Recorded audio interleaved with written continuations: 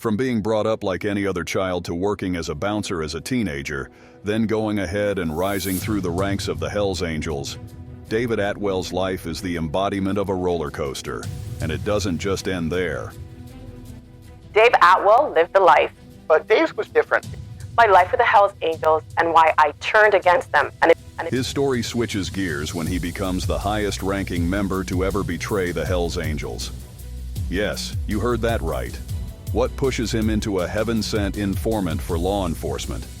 Why does he find it easy to take down numerous members of his former clan? Well, his story is like a highway of secrets, and today, we shall reveal why this man decided to betray his own club. Hold on to your helmets and dear hearts and prepare to be overwhelmed by this roaring betrayal.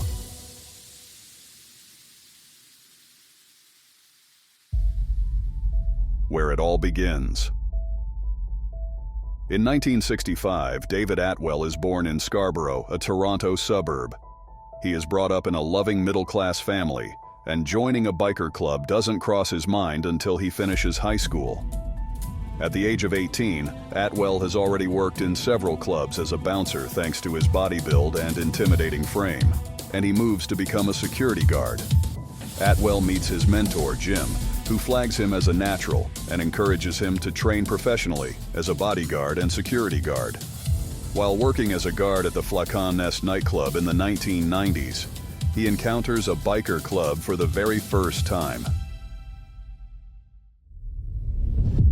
The life of a biker.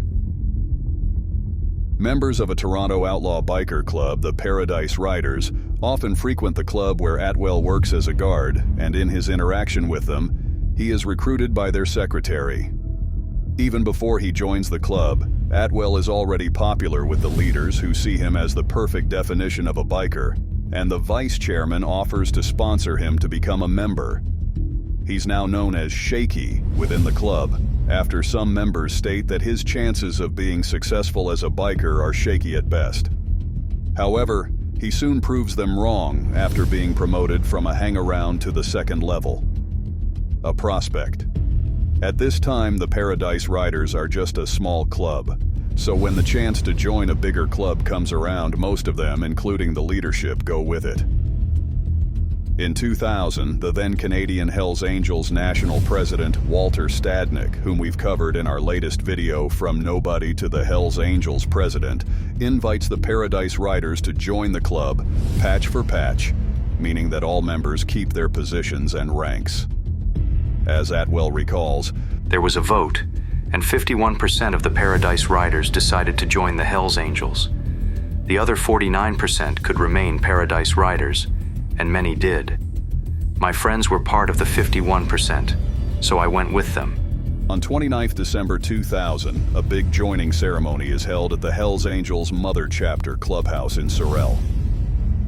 Atwell runs late, and when he arrives, he is forced by the Paradise National President to serve his new masters by cleaning tables and getting drinks and food for the full patches.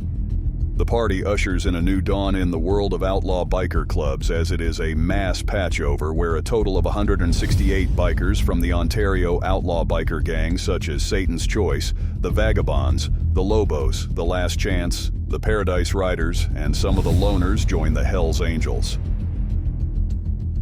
Overnight, Greater Toronto goes from having no Hells Angels to having the highest number of Hells Angels chapters in the world.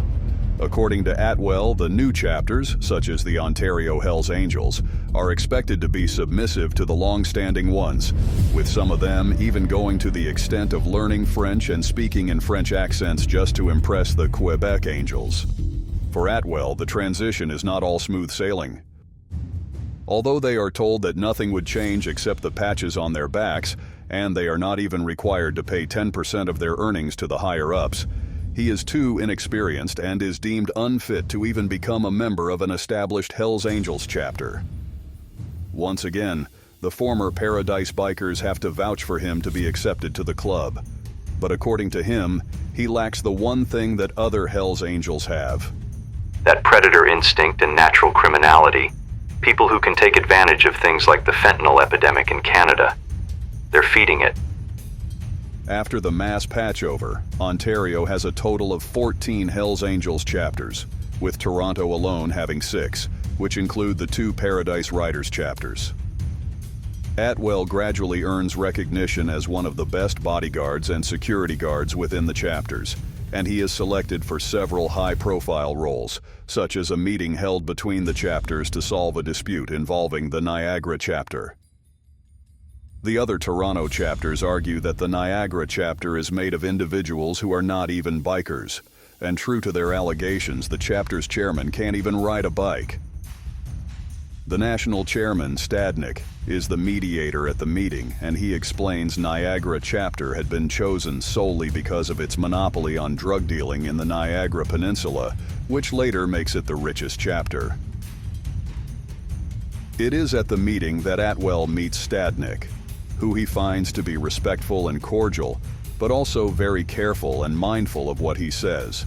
In the book, The Hard Way Out: My Life with the Hells Angels and Why I Turned Against Them, Atwell explains the privileges that he enjoys as part of the revered Hells Angels biker gang.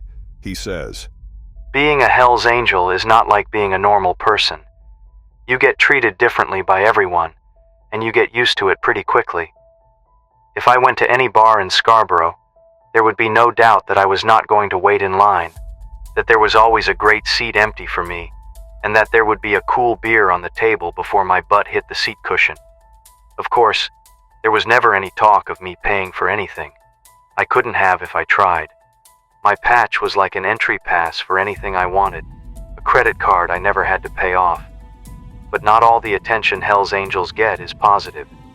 My weekdays were spent rolling around Scarborough like some kind of nobleman, visiting the village paupers in my domain. That's really what it felt like, because that's really how people treated me. The club doesn't just take over your life. The club is your life. Being a Hells Angel is not like any other career because there is no off switch. Even when you're not with the club, you're doing something related to the club. You're a Hells Angel 24/7. And the people close to you just have to put up with it." This paints a picture of just how the Hells Angels establish their authority, and over time, Atwell is sucked into the lifestyle, and things start to fall apart for him. For the first time, he is arrested by the Toronto police in April 2002, while trying to sell drugs to a woman who turns out to be a police informer. He is charged with drug trafficking and released on bail for the next 20 months, during which he incurs large legal debts and is forced to move back into his father's house to save money. The troubles keep mounting when Atwell is fired from the security company that employed him after they discovered that he was a Hells Angel. After being deployed to an event attended by then Prime Minister Paul Martin, a security clearance reveals his association with the club, and he is fired due to the country's fear of losing a contract with the government. On the other hand, his drug charges are stayed for almost 2 years until February 2004, when the judge rules that the police failed to obtain the warrant for the bug that recorded him through the right channels. Having been cleared by the court and released from his job, Atwell shifts all his attention to the Hells Angels activities, eventually attaining not only the full patch status, but also rising up the ranks to become the chapter's Seargent-at-arms. Immediately after getting his life back on track, Atwell is concerned about the state of the Brotherhood in the club, especially as he had hardly gotten any support from his chapter when he was arrested and charged in court. Moreover, he starts to feel like most of the bikers are in the club to satisfy their own greed and not to ride bikes and enjoy time together. He claims most members and even leaders are selfish, looking out only for themselves. At the same time, the Royal Canadian Mounted Police, RCMP, officers approach him and try to recruit him as an informant, which he refuses. However, it takes some thought before he realizes that he wants out. He knows that it is not going to be easy and that he can't just quit, but that's only until the OPP's anti-biker enforcement unit approaches him. Project Develop. In March 2005, Atwell is approached by the Anti-Biker Enforcement Unit with an offer that he can hardly turn down. After all, he is already weary of the club's illegal activities and the loss of its core values, and is already looking for a way out. He starts his work as a police informant immediately, as part of an operation the police famously call Project Develop. And while money is not a motivating factor, it helps that he is paid $18.50 every week in exchange for crucial information regarding the Hells Angels members and activities. In September of that year, a fellow Hells Angel approaches Atwell with a plan to kill another police informant. This alerts him to the danger that being an informer comes with, and he becomes an agent informer, meaning he is given a formal contract, immunity, and a lump sum payment in exchange for testifying against club members in court. He insists that he is an informant for moral reasons and also because Jim, his mentor, advises him that he would need the extra money while living under witness protection. He is paid $45,000 and his betrayal of the Hells Angels begins. His first major task as an informant is to wear a wire and record an important Hells Angels asset, Mehrdad Bahman, talking about his submachine gun collection. While the Hells Angels have a strict whites-only policy, Bahman, an Iranian immigrant, is allowed to join them due to his expertise with guns, wrestling, and combat experience. He is often used by the leadership to obtain weapons and carry out missions at the right price. However, the information that Atwell records is not so helpful, and he is under pressure from the police to deliver. Later that year, the Hells Angels National Secretary sends word to the chapter that there is a rat in their ranks, information that she had gotten from a police source. As the search for the police informant intensifies, Atwell is forced to lay low amidst the increasing pressure. Moreover, the secretary and the vice chairman are his friends, having helped him join the club and even played major roles at his wedding, so he feels guilty while recording their conversations together. He once records a conversation in a meeting about members of the Angels Sudbury chapter joining the downtown Toronto chapter, but only their leader, Lorne Campbell, is deemed worthy to join. Atwell befriends Campbell, and they spend a lot of time together, including a weekend at Campbell's cottage in Baysville. But he doesn't divulge his identity as a police informant. With most of the chapters interconnected, the sharing of information between them plays to Atwell's and the police's advantage, as he later records members of the Toronto chapter talking about a failed assassination attempt. The attempt is carried out on the life of a mafiosi by their rival, and the Seargent-at-arms of the Angels London chapter is the assassin. It fails at a Toronto restaurant, where an innocent bystander takes a stray bullet.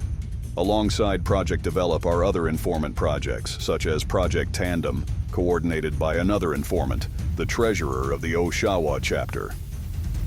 The Project Tandem raids are carried out in September 2006, leading to the arrests of several high-profile members and a state of paranoia, which makes Atwell's work more difficult.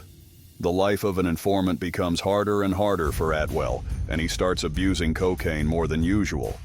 This behavior is called out by both his police handlers and his Hells Angels counterparts, and things only get worse from there. His tendency to buy far too many drugs from far too many suppliers at once comes to the attention of the Toronto Hells Angels leaders, who confront him about it and threaten to kill him if he really is the informant. The next day, after being threatened, he is ordered to go into witness protection by his police handlers, and they order a series of raids on Hells Angels clubhouses, based on the information gathered by Atwell. Witness protection. The information that Atwell shares with the police leads to the arrests and arraignment of 31 Hells Angels and the seizure of millions of dollars worth of drugs in April 2007. It takes time for the Crown to build a case, and the trial runs between September 2010 and May 2011, with Atwell as the star witness. When Atwell takes the stand, he is nervous, and his credibility as a star witness comes under question when one of the convicts, while acting as his own lawyer, paints him as a violent man who had only become a police informant just to protect himself. At the end of the trial, which comes to be acknowledged as one of the longest-running trials in Canadian history, most of the suspects are convicted of trafficking drugs and illegal possession of weapons, and Atwell's life changes forever. Since 2007, Atwell has lived under witness protection, which he describes as a lonely life, about moving around and not having any stability. What can I do? I can only imagine getting close to someone. If someone cares about someone, whether it's a friend, a platonic relationship, or an intimate one with the opposite sex, you can only go so far before that person who cares for you asks, well, what happened before that? Where did you come from? I can't share any of that with anyone. Moreover, he lives in constant paranoia because the Hells Angels are always looking for him, looking to exact their revenge for his betrayal.